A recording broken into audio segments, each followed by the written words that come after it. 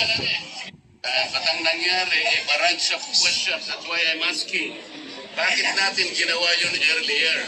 Are we not already respecting a tradition well kept by this house? Disrespect tradition. Hindi nga, pinagtatanong niyo siya eh. Meron pang pranginila, whatever. That is disrespect to the office of the President, Vice President.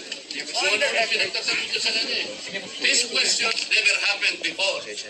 That is the one I'm explaining to you. It did not happen before. Now, ang tanong ko po, ba't nangyari po nung nakaraan, nangyayari na naman ngayon?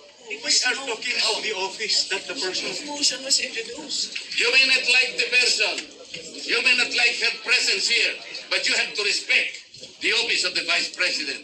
That is all. Because that is guided by the tradition. Kahapon po, kagaya po na sinabi nila, wala nang pinagtanong sa office of the President. And that is correct. That is in line with that tradition. Ngayon po, kung ang tinatanong ko ngayon, are we discarding the tradition? And is this committee authorized to discard a well-kept tradition?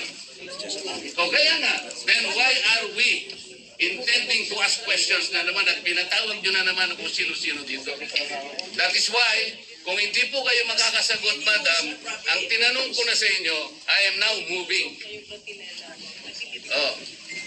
Pratinela pa? Saan po ba nakakita ng gano'n? This did not happen anytime.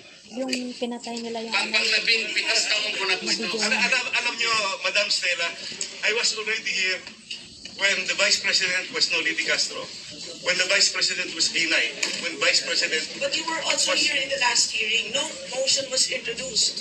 Yun na nga, kasi question na kaagad eh. Wala man lang...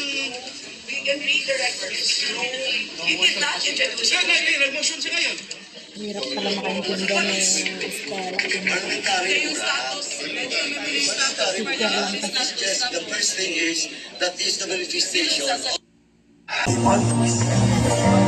Humayo at tayo ay pagnabayan ng makapangyarihang Panginoon.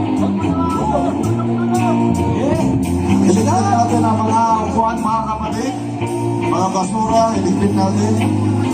Maraming salamat po. Anong date na yan?